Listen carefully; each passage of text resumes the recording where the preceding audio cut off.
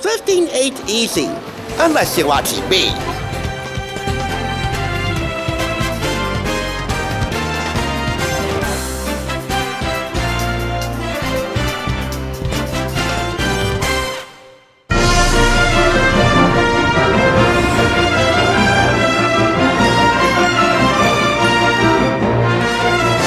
Welcome! You're watching the thrift store rundown where we bring Hollywood home on a budget. This week's theme is a very simple one, finding different ways to put things together that go beyond the usual puzzle.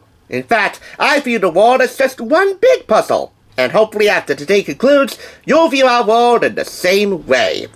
As per our MO, our starting point is the kitchen. In there, and especially in a really good cookbook, you'll find different ways, different methods, different techniques of putting a recipe together step by step, including adapting a few from cuisines from around the world.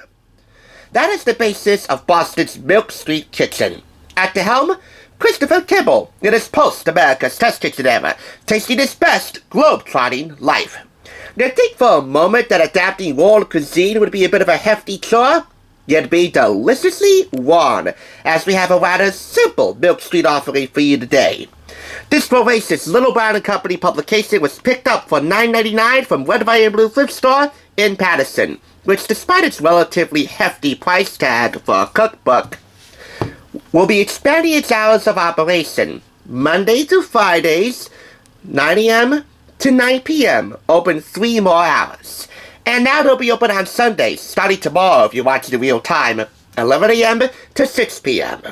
You can find more info on my community tab or on my Instagram, but for now, let's stiffen our resolve and put these delicious puzzle pieces on parade. Now, Christopher Kimball's name may be on the cover as founder of Milk Street Kitchen and of course its companion TV show host, but it's really his Milk Street team that did the legwork. And as you'll see, it's rather delicious legwork. The recipes in here are divided into the following chapters: flatbreads and sandwiches, vegetables, go-to grains, one-pan dinners, simplicity on simplicity action, yes. Pasta, stir-fried, high-heat recipes, roasts and tray bakes. We'll be highlighting one recipe per each chapter, so we'll be doing 1, 2, 3, 4, 5, 6, 7, 8 recipes in all. Let's get started. We have here panini with mortadella, provolone, and broccoli rabe, a tantalizing combination of warm toasted bread, salty meats, and melty cheese, however you customize them. This will take you a half hour to whip up and serve 4. Of all the different foods in the world to put together, none may be more travel-friendly or tantalizing than the sandwich, especially a panini, one of my faves. Next up, Brussels sprouts with apples and bacon. That again will take you half an hour to whip up, and that serves 4 to 6. The ingredients for this recipe are cooked in stages to create layers of textures and taste, which I think is one of the key techniques for this cookbook and for this video. Cooking components in different stages and then bringing them all together for the final stage of cooking just before you serve to create layers of flavor and texture, so it's not just one note.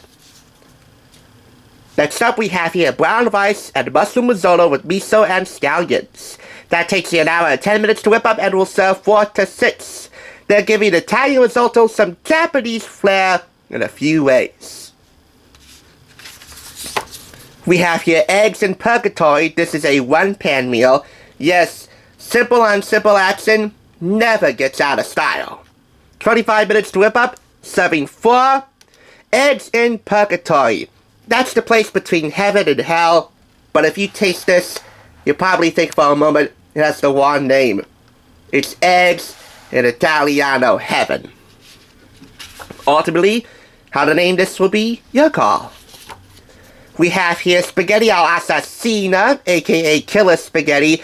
I first heard about this via Food Resist with Chef John. I'm kind of a Food Resist junkie. But Milk Street's offering is pretty delicious too. It serves 4 to 6 and will take you again half an hour to whip up. Some recipes take half an hour, others take a bit over an hour. So varying levels of time here, along with varying servings. But this right here is deliciously delicious. It's your call which recipe to whip up. But as for the origin story, spaghetti alla assassina, well, you can create that on your own. Just create one about the basis of a diner or a chef spicing up a spaghetti recipe too much to the point where the spices could kill them. And whoever made those spices, well, they may be talking for a hit. Hey, call Glenn Powell. I haven't watched Hitman yet, but oh well. I know. Moving along, Petey. A half an hour Thai stuffed-fried chicken and asparagus recipe with subs 4. Simple enough for a weeknight meal, substantial enough to be a hearty meal that the family will enjoy, even if there is asparagus, which gets a good amount of searing in here. You know, you gotta find ways to make your kids eat their veggies. Why not adapt them with different, exciting world cuisines? Hey, I'm trying my best to expedite this, folks, but we gotta be as thorough as we can. Boiled salmon with yogurt, citrus, and warm spices, 25 minutes, 4 servings. It's a stir to get a sauce of Greek yogurt, spices, and citrus zest, doing double duty with the rich, meaty salmon in here. And for our final recipe, roast and tray bakes, we have here a simple, yet exciting, chicken tray bake with poblano chilies, tomatoes, and onions. This will take you 20 minutes of active cook time and a total time of 45 minutes for 4 to 6 people. Hi, bow tie guy. This right here would be Christopher Kimball's introduction.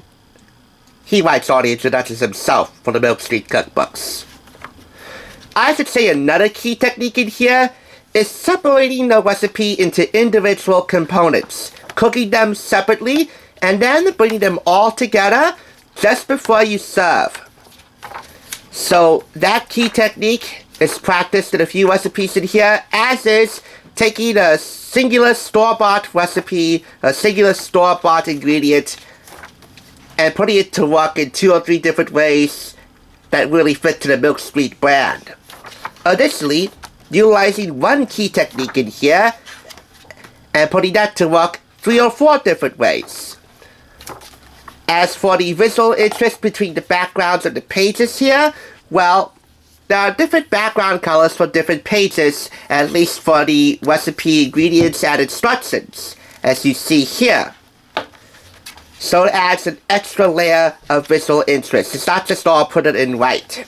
The photography here, well, pretty much self-explanatory. Delicious and bountiful, through and through. Simple recipes to change the way you cook. Need I say anything else? $35 in the US, $44 in Canada. Those are your retail prices. All in all, 5 out of 5 claps. When the streets have a name, you know they're bound to be memorable. And I haven't come across a Milk Street cookbook yet that just proved itself to be another piece of the pack. This one, as I alluded to earlier, has got legs. As simple as they are delicious. Thanks for tuning in. Just so you know, there's no limit to bringing Hollywood home on a budget. Please go ahead and check out another awesome review like this one by clicking here, and make sure you subscribe by clicking here. Until next time, I'll catch you, as I always do, on the flip side.